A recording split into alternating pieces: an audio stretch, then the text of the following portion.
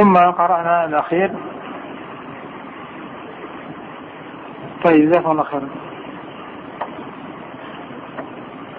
نعم يا أخواني، يحرص الأخ الساكن هنا عموما أن يطلب العلم. حرام يا أخواني، حرام أن يكون الإنسان مع إخوانه من طلاب العلم ويحرم نفسه أو يحرم نفسه الخير والفضيلة التي لا تساويها فضيلة من فضائل الدنيا، طلب العلم النافع، دروس متنوعة خاصة وعامة سبب. ثم تجد بعضهم معرضين، والله هذا خطأ، هذا خطأ. وبعضهم من طلاب العلم كانوا في يوم من الأيام من طلاب العلم ثم تركوا الطلب وأقبلوا على أمور دنياهم. وفي أول الأمر كان بعضهم يقول أنا أكتسب لأسرتي، ثم مع الأيام صارت عادة لهم، فما لهم عن التذكرة معرضين، كأنهم ايش؟ حمر مستنفرة فرت من قسورة. قال بعض العلماء من أهل التفسير ما قال الله حمر نافرة، لكن قال مستنفرة لشدة نفورها قد نفر بعضها بعضا. انظر إلى الحمر الأهلية، إذا واحد منها رأى الأسد ويا ويلها من الأسد، يعرفون من هو الأسد، يعني من شدة نفورها وجريها الذي بجوارها تهرب حتى بدون ما ترى الأسد، كأنها حمر مستنفرة فرت من قسورة. ما هو قسورة؟ الأسد.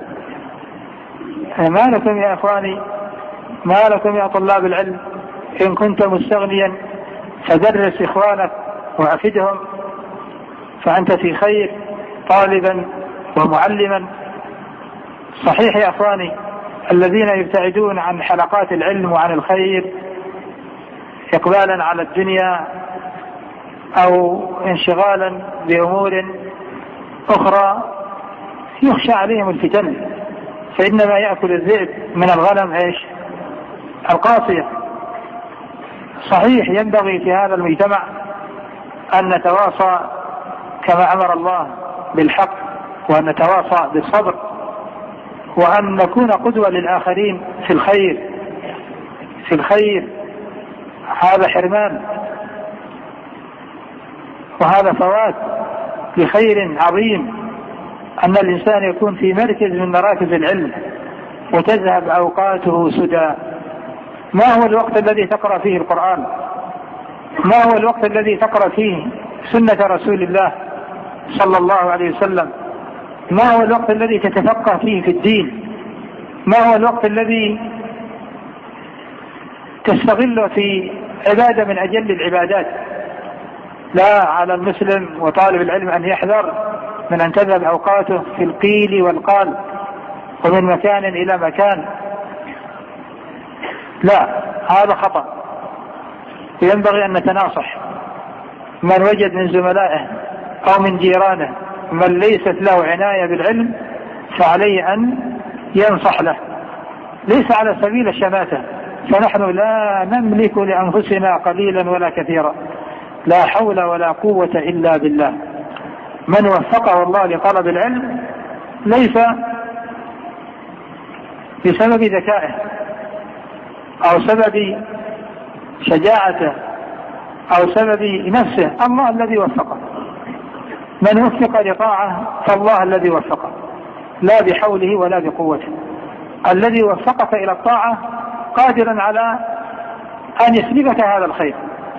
فنحن حينما ننصح لإخواننا ليس على سبيل التعالي والترفع والتكبر، هذا لا يجوز، هذا حرام. قد يكون الناصح أسوأ من المنصوح إذا تكبر عليه وإذا ترفع عليه وإذا احتقر وازدراه وإذا رأى أن له فضلا عليه. لا، من فتح عليه بنعمة فليحمد الله، لئن شكرتم لأزيدنكم ولئن كفرتم إن عذابي لشديد. لكن كما أمر الله وتعاونوا على البر والتقوى، وكما قال النبي صلى الله عليه وسلم: الدين النصيحة.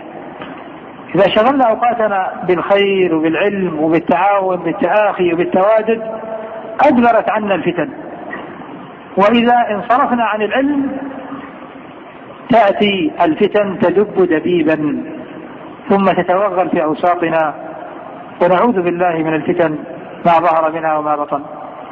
لو تآخينا وتواددنا كل يعرف لأخيه حقه، احترام وتحابب وتوادد وإقبال وتنافس في طلب العلم وفي الأعمال الصالحة، وأن يحب الواحد منا لأخيه ما يحبه لنفسه، إشاعة للسلام وتعاون على الخير وزيارة للمرضى، عيادة للمرضى، وقيام بالحقوق، كلا في حدود ما يستطيع.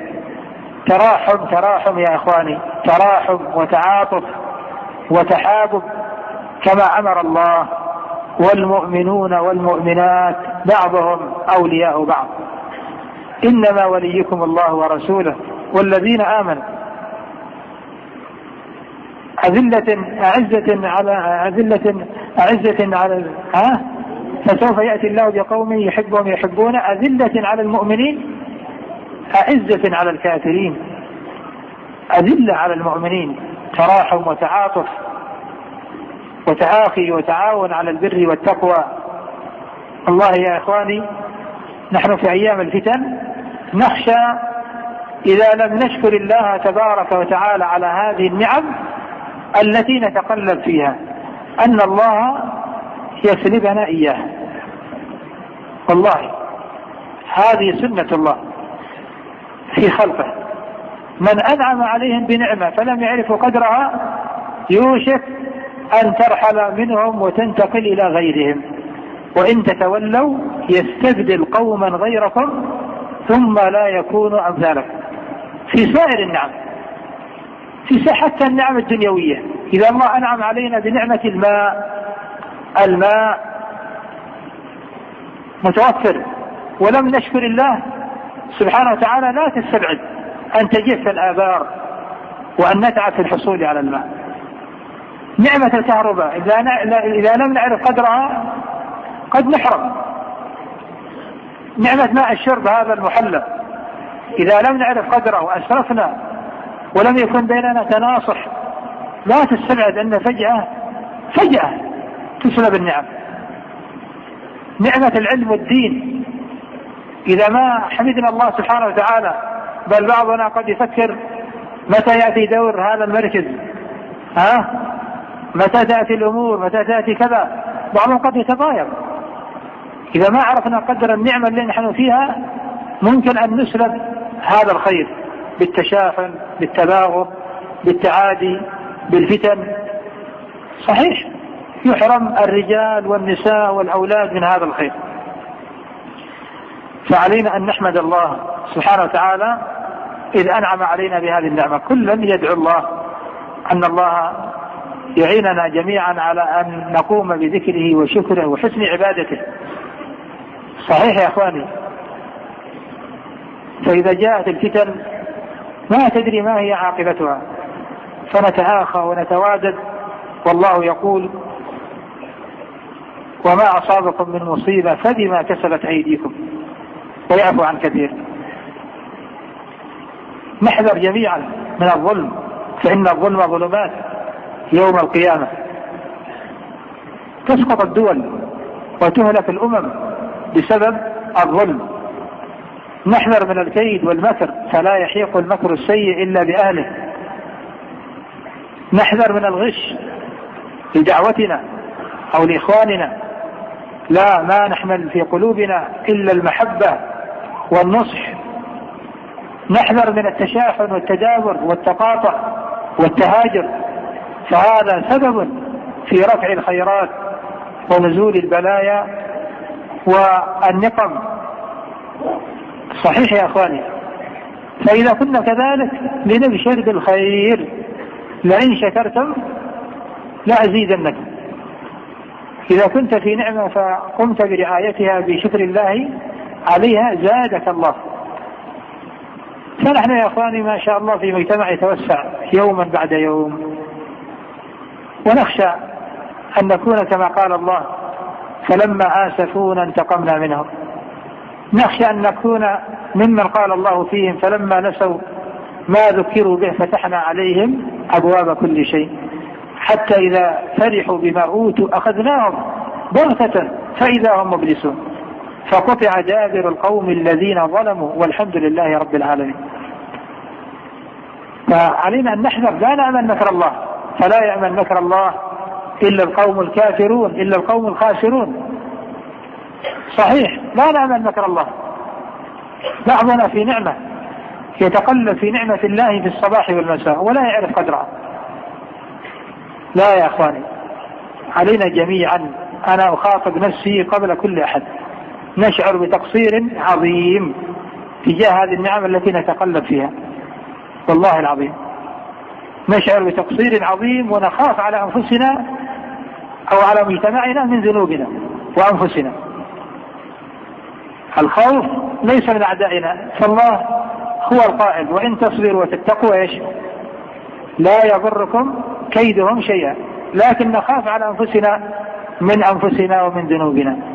أسأل الله تبارك وتعالى الجميع التوفيق والسداد.